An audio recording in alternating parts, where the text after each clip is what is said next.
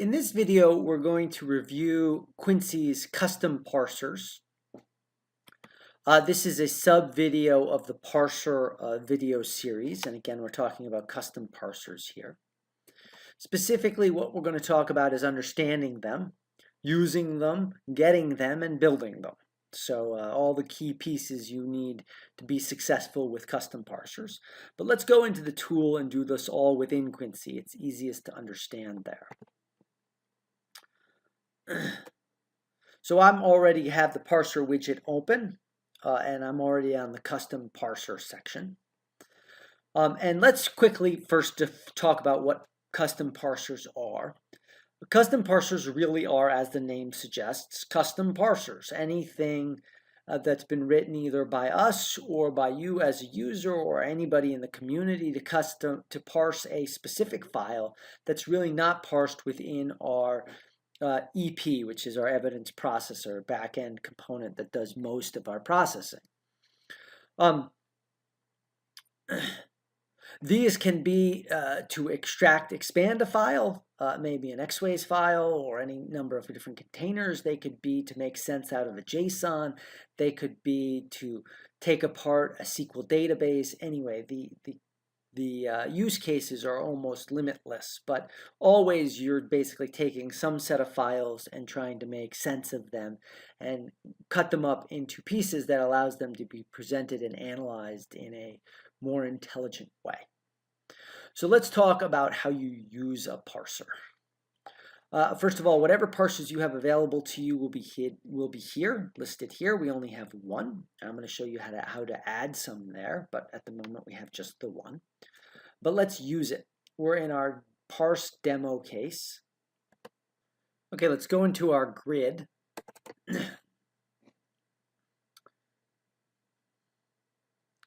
Open it up and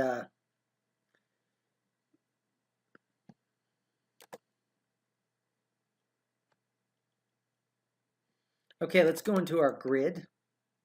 We're already in the parse demo case, and let's pick one of these. Let's do this uvu.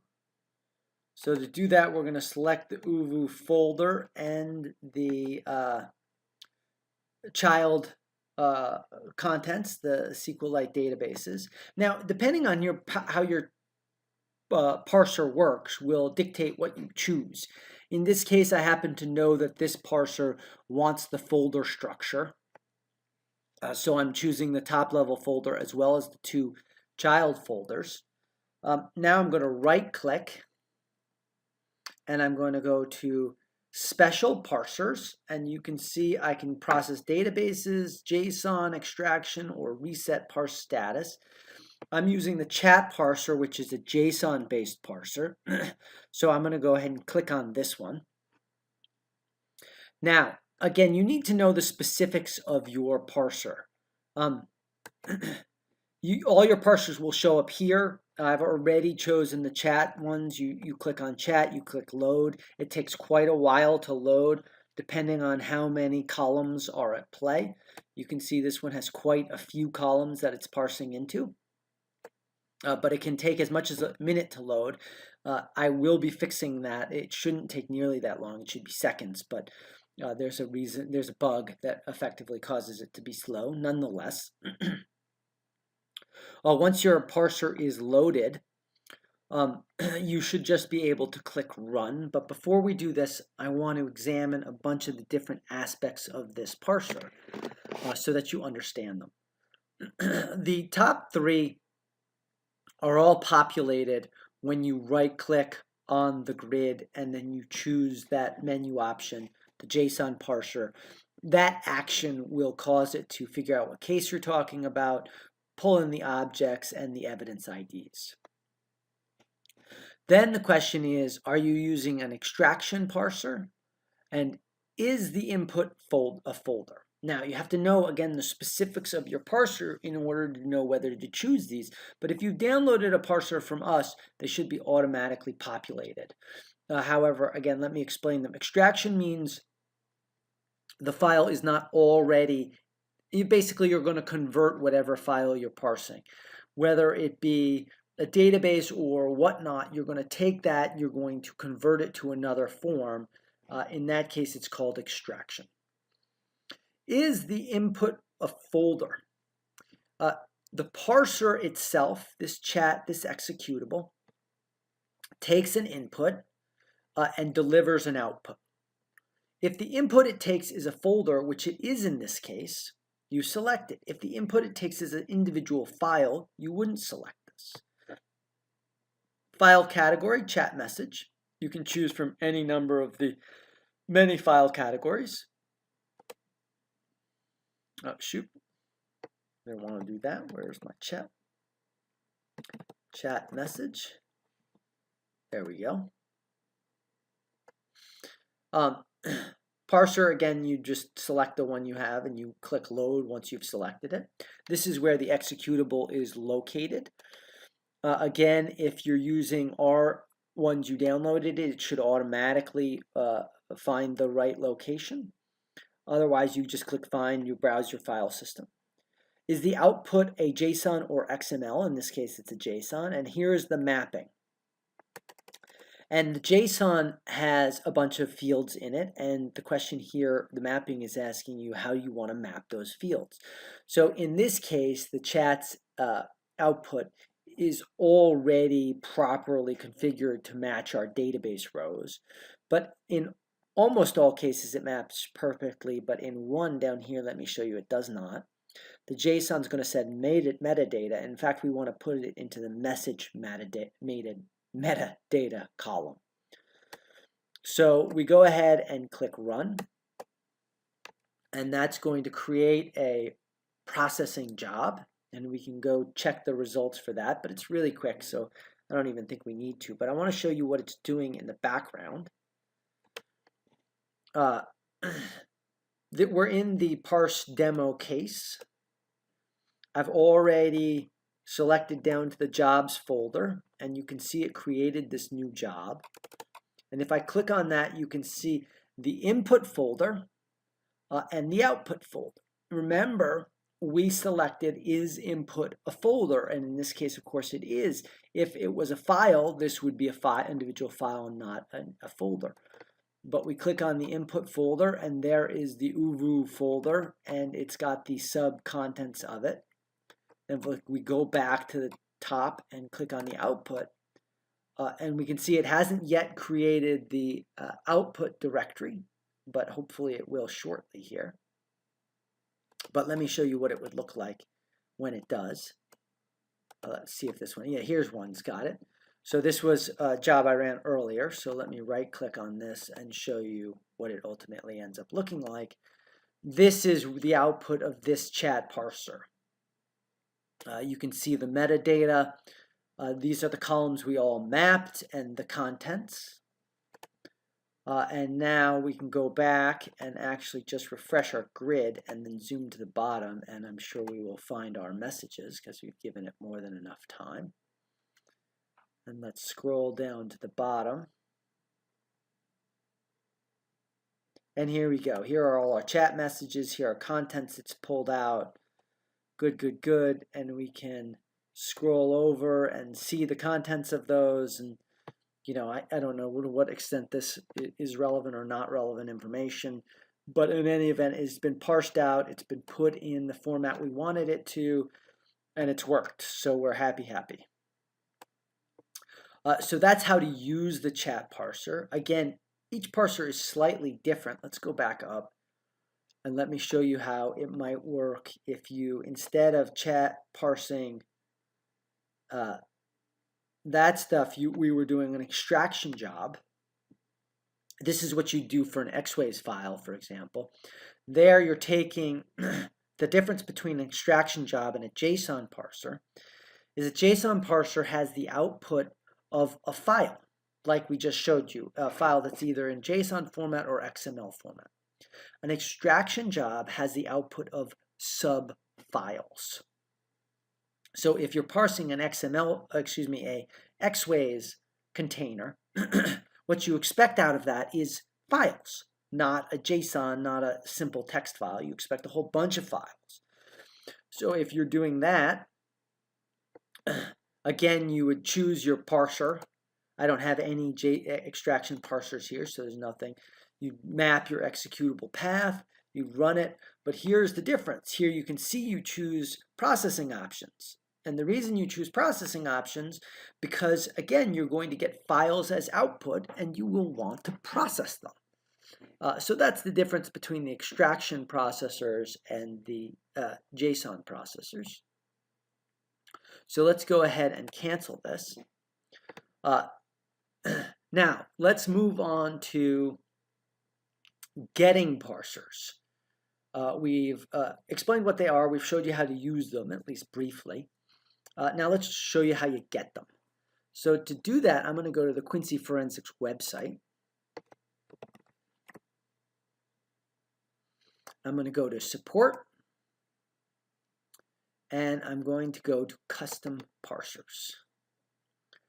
And you can see a whole bunch of different parsers we have. We don't have the chat parser up here, but by the time you view this video, it will be. So you'll have another one that says chats. But let me show you how this basically works. Let's do Xways. That's a good one to have. So you see two parts. You have an import data, and you have a link. The link, you click on this, and it will download the files you need to successfully use this parser. So let's go and put these in a good place. So it's right there. So for me, I keep my parsers in my folder that says parsers, and I've already got one that's Xways, but we'll just make one second one for Xways just so you guys get to see the whole process. New folder Xways 2. Copy it over here. All right, let's expand that. Extract here. Did it extract? There we go. It extracted. Perfect. So this parser only has two files associated with it, a DLL and an EXE. All right, now to use this, though, we have to do more than just extract it and put it in some place we know. We have to import this data. And how do we do that? We just come and copy that right there. We go back into our parsers widget.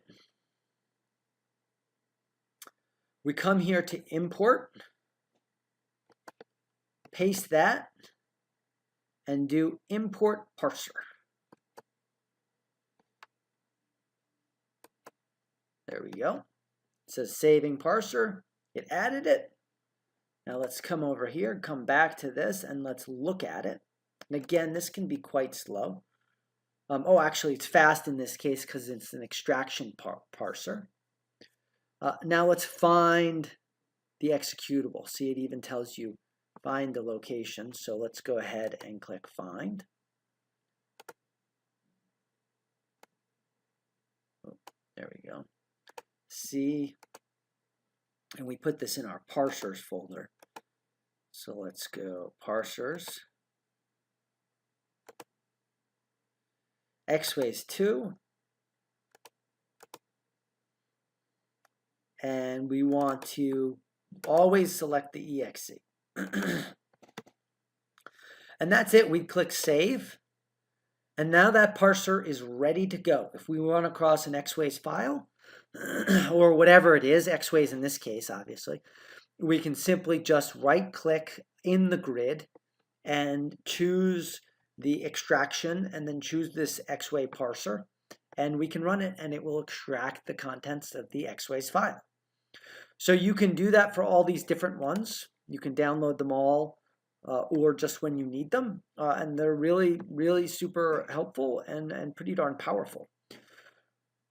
So the last thing is making a parser. So this is not a topic for the faint of heart, frankly. If you don't really know what you're doing, I wouldn't honestly even venture down this. But if you're adventurous and want to give it a go, let me explain how to do it. So there are two places you can really build a parser. First of all, you have to write your executable. Your executable can take only one input, and it needs to deliver basically it needs to deliver its output into a folder called output. If it's an extraction folder, it can be lots of files. If it's a JSON parser, you want it to export out a JSON or an XML. So once you've written your parser in, again, whatever language you want, frankly, and you've got the exe, you come in here. Let's right-click anywhere. Go into Special Parser, go into JSON Parser, and you create your parser. Let's go ahead and delete a whole bunch of these.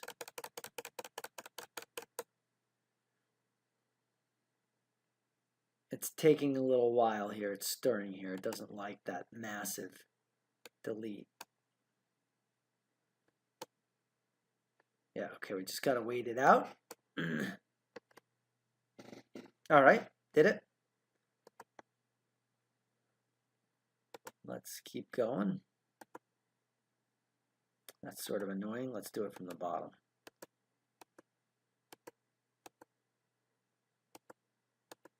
Now, you obviously wouldn't need to do this. You wouldn't have already the chat parser selected. So you simply add a row, add a column. We'll add multiple columns. And one key rule is you must always add object name. So you have to match map to object name. So you're going to need some field here. We'll just call it demo. So the logic here is that our output folder, which we're pretending is an XML, something like this, has a field in it that we're going to call demo. In this case, this one has object name, but let's say instead it was demo. And we know demo equates to the actual object name. So then we come into our Quincy and we'd say demo equals object name. And then let's say the rest were more intelligently mapped, and so we'd go path equals path,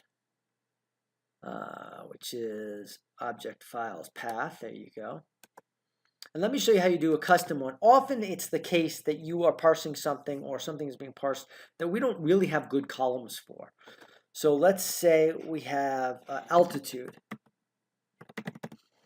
So you're parsing a drone output, and we don't have a column for altitude. And although you could stuff this anywhere, you kind of want a proper column for it. Then you want a custom column.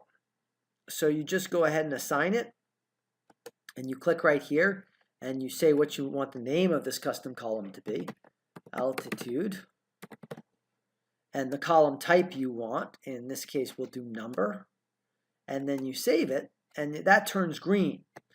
Meaning you've correctly identified the information you need for this parser, for this custom column.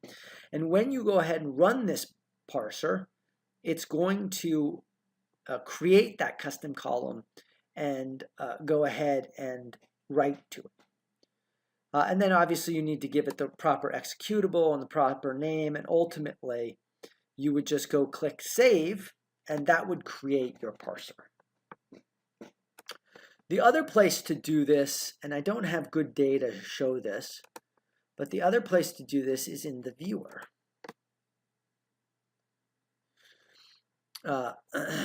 In the HTML tab,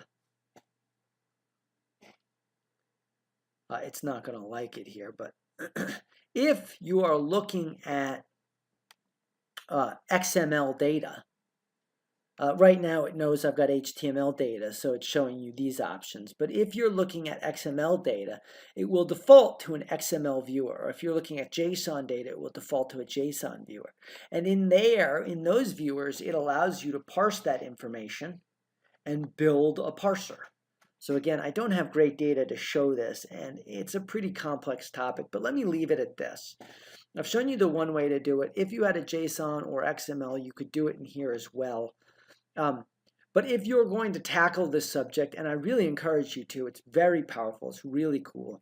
But post on the message board. Let's work with you directly, and we can help get you up the curve much more quickly than, if you will, you would get up if you were going to bang your own head against the wall. So that's it. That's the whole kit and caboodle here. Hopefully that was helpful and it gets you started in terms of custom parsers.